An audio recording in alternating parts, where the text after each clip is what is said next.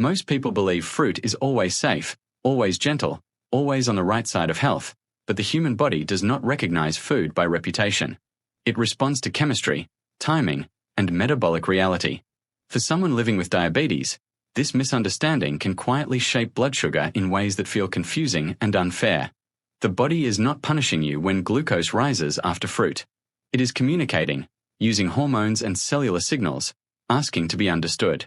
When we look closely at fruits that raise blood sugar quickly, we begin to see that the problem is not sweetness itself, but speed.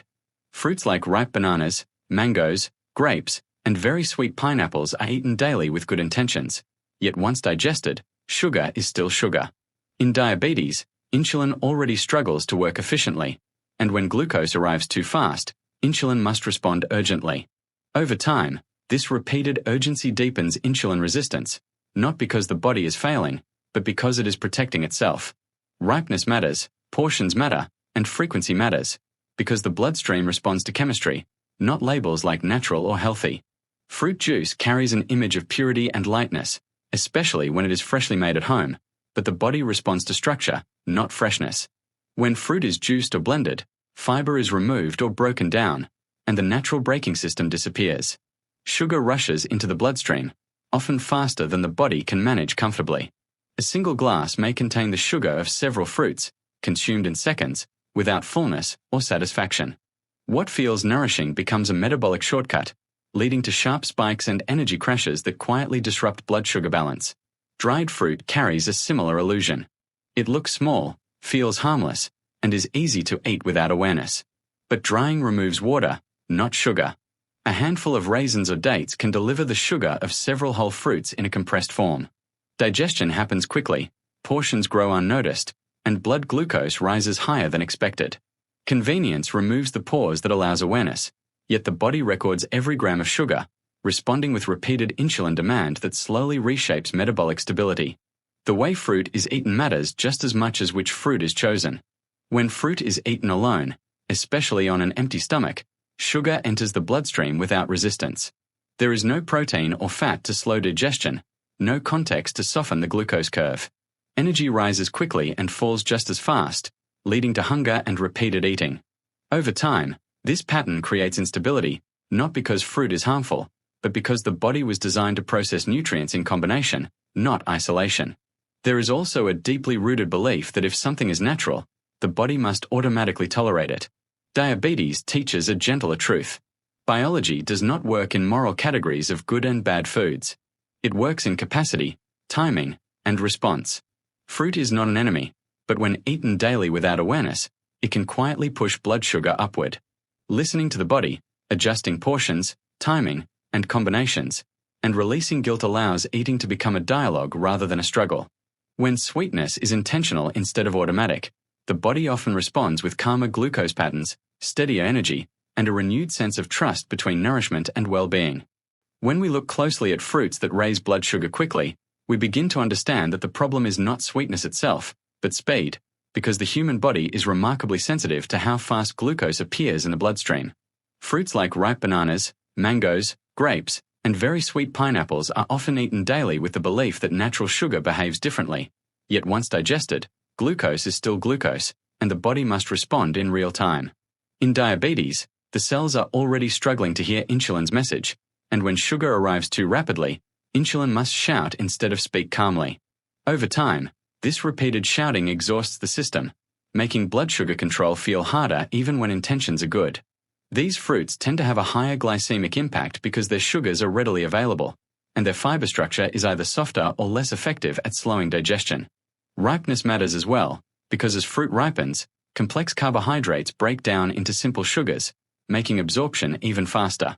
A very ripe banana, for example, behaves quite differently in the body than a slightly green one, yet most people choose ripeness for taste, unaware that the body experiences this choice as a metabolic acceleration. The bloodstream does not recognize flavor preferences. It only responds to chemical signals crossing intestinal walls. When these fruits are eaten frequently, especially in large portions, blood glucose spikes can become a daily pattern rather than an occasional event. Each spike is followed by insulin release, and over months or years, this cycle trains the body into a state of metabolic urgency.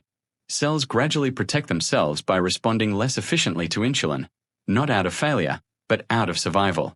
This is how insulin resistance quietly deepens, not through dramatic moments, but through repeated small decisions that feel harmless at the time. There is also an emotional layer to this pattern, because people often turn to sweet fruits for energy, comfort, or convenience. A banana before leaving the house, grapes as a quick snack, mango blended into a smoothie for refreshment. These choices are understandable, human, and rooted in care for health. Yet the body interprets them through physiology, not intention. When energy rises quickly, it often falls just as fast, leading to hunger soon after, encouraging another cycle of eating that further challenges blood sugar balance. Understanding this does not require fear or restriction, but awareness. These fruits are not toxic, and they do not need to be eliminated entirely, but their frequency, portion size, and timing matter deeply for someone with diabetes. Eating them daily without context places a constant demand on insulin, whereas eating them occasionally, paired with protein or healthy fat, allows glucose to enter the bloodstream more slowly and respectfully. The body responds well when it feels supported rather than rushed, and blood sugar stability often improves when sweetness becomes deliberate instead of automatic. Fruit juice carries an image of purity and lightness, a belief that something freshly squeezed must be gentle on the body, yet the body responds not to freshness but to structure, and when fruit becomes liquid, its biological conversation changes completely. Chewing whole fruit activates digestion slowly, signals fullness to the brain, and releases sugar in stages, but when fruit is blended or juiced, that natural pacing disappears. Fiber is either removed or mechanically broken down, and without that internal framework, glucose slips into the bloodstream with remarkable speed, often faster than the body can regulate comfortably in diabetes. The pancreas experiences fruit juice not as nourishment unfolding over time, but as a sudden glucose surge that demands immediate insulin release. Even juices made at home, without added sugar, can raise blood glucose sharply because the sugar concentration of several fruits is compressed into a single glass. What would have required chewing, digestion, and time is now consumed in seconds, and the bloodstream feels the impact almost instantly. This rapid rise is often followed by a rapid fall, creating a cycle of energy spikes and crashes that leaves people feeling tired, hungry, or mentally foggy shortly after drinking what was meant to be healthy. There is also a subtle mismatch between perception and physiology when it comes to juice. A glass of orange juice feels small and light, yet it may contain the sugar of 3 or 4 whole oranges, without the protective fiber that would normally slow absorption. The brain does not register the same sense of fullness, so the body receives excess glucose without the signal to stop. For someone with diabetes, this disconnect can quietly undermine blood sugar control, especially when juice becomes a daily ritual at breakfast or a habitual refreshment during the day. Fruit juice also bypasses some of the body's natural metabolic checkpoints. Whole fruit digestion involves the gut, the microbiome, and hormonal signals that help regulate glucose release, but liquid sugar moves quickly through the digestive tract, limiting the gut's ability to moderate the response. This places more responsibility on insulin alone, increasing metabolic strain over time. The body was not designed to receive large amounts of sugar in liquid form on a regular basis, even when that sugar comes from fruit rather than refined sources. Emotionally, juice feels like care, especially for those trying to make healthier choices. It is often recommended, culturally normalized, and associated with vitality. Yet diabetes teaches us that health is not only about what food is made of, but how it behaves inside the body. Replacing whole fruit with juice removes the body's natural pacing mechanism, turning a gentle process into a rapid event. Choosing whole fruit over juice, or treating juice as an occasional, mindful indulgence rather than a daily habit, allows the body to work with us instead of struggling to keep up, restoring a sense of rhythm and metabolic calm that supports long-term blood sugar balance.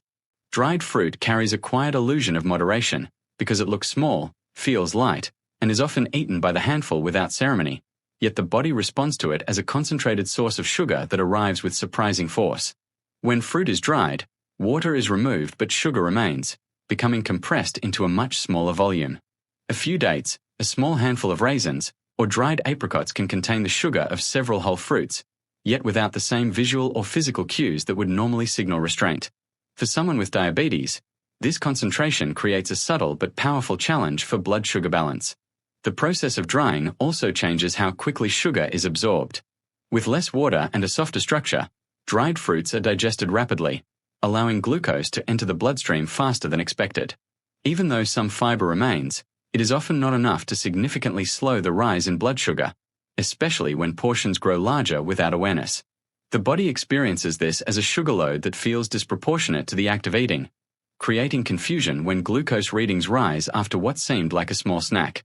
There is also a behavioral dimension to dried fruit that makes it particularly risky when eaten daily. Unlike whole fruit, which requires peeling, cutting, or chewing, dried fruit is convenient and portable. It is often eaten while distracted, added to salads, cereals, or trail mixes, or consumed between meals without planning. This ease removes the natural pause that allows the brain to register intake. The body, however, records everything, and repeated exposure to concentrated sugar trains insulin to respond more frequently and with greater effort. Culturally, dried fruits are often associated with tradition, celebration, and nourishment, especially in households where dates or raisins are symbols of health and hospitality. These associations make it emotionally difficult to question their impact, yet diabetes asks for curiosity rather than judgment. The body does not respond to symbolism, memory, or intention, only to metabolic input. When dried fruits become a daily habit, blood sugar patterns can shift upward quietly, without immediate symptoms, until control feels unexpectedly harder.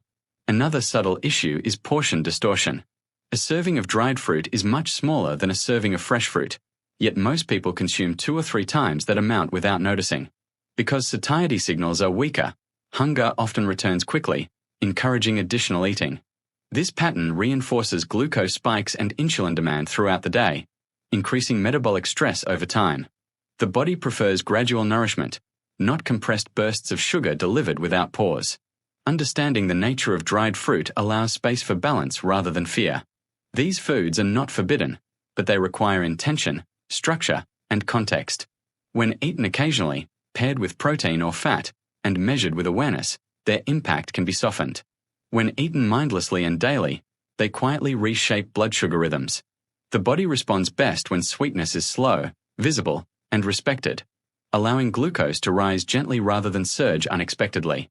The way fruit is eaten matters as much as the fruit itself, because the body does not process nutrients in isolation, it processes them as interactions unfolding over time. When fruit is eaten alone, especially on an empty stomach, sugar enters the bloodstream with little resistance. There is no protein to slow digestion, no fat to delay gastric emptying, and no complex structure to create a gradual release of glucose. For someone with diabetes, this creates a sharp rise in blood sugar that can feel sudden and difficult to manage, even when the portion seems reasonable. The digestive system is designed to respond calmly when nutrients arrive together. Protein stimulates hormones that slow carbohydrate absorption, fat delays stomach emptying, and fiber creates physical barriers that temper glucose release. When fruit stands alone, these moderating influences are absent. The body experiences sweetness without context, forcing insulin to respond quickly and repeatedly. Over time, this pattern can train the system toward instability, where blood sugar swings become more common and harder to predict. Many people eat fruit alone with the best intentions. A piece of fruit first thing in the morning, a quick apple between meetings, or a bowl of fruit as a light dinner replacement all feel like responsible choices. Yet the body interprets these moments differently. Without accompanying nutrients, fruit behaves more like a refined carbohydrate than a balanced meal. Energy rises quickly, but it often fades just as fast, leaving hunger, fatigue, or cravings in its wake. This cycle encourages frequent eating, which further challenges blood sugar regulation. There is also a psychological element to eating fruit alone. It is often chosen during moments of rush or restraint, when meals feel inconvenient or indulgent. This reinforces the idea that fruit is a free food, safe in any situation. Diabetes gently challenges this belief, reminding us that timing and combination matter. The same fruit that causes a spike when eaten alone may have a much softer effect when eaten with yogurt, nuts, or a balanced meal, not because the fruit has changed, but because the metabolic environment has. Repeated exposure to isolated fruit intake can quietly strain insulin signaling. Each spike requires insulin to act quickly, and over time, cells may become less responsive to these frequent demands. This is not failure, but adaptation, as the body tries to protect itself from constant glucose fluctuations. The result can be higher baseline blood sugar and increased difficulty achieving stability, even when overall food choices seem healthy. Learning to pair fruit with other nutrients is an act of cooperation with the body. It acknowledges that digestion is a conversation, not a single statement. Adding protein or healthy fats slows the pace, reduces glucose spikes, and promotes longer-lasting satiety. When fruit becomes part of a meal rather than a standalone event, the body often responds with smoother blood sugar curves and a greater sense of balance. The goal is not restriction, but harmony, allowing sweetness to arrive gently, supported by context, and processed with calm rather than urgency. There is a deeply rooted belief that if a food is natural, the body will automatically know how to handle it. Yet diabetes reveals that biology does not operate on moral categories, only on metabolic capacity. Fruit grows from the earth, carries vitamins, and arrives wrapped in the language of health, but the body evaluates it based on sugar load, digestion speed, and hormonal response. When metabolism is already strained, even natural foods can create stress, not because they are wrong, but because the system receiving them is asking for gentler input. This belief often creates guilt and confusion for people living with diabetes. When blood sugar rises after eating fruit, it can feel like a personal failure or a betrayal by something that was supposed to help. In reality, the body is simply responding to chemistry. Glucose enters the bloodstream, insulin attempts to move it into cells, and if resistance is present, blood sugar remains elevated. This process is neutral and predictable, yet emotionally charged when food choices are framed as good or bad rather than compatible or incompatible with the body's current state. Nature did not design fruit for constant availability or daily consumption in large portions. Historically, fruit was seasonal, occasional, and often eaten alongside other foods that slow digestion. Modern access has removed these natural limits, allowing sweet fruit to appear at every meal, every day.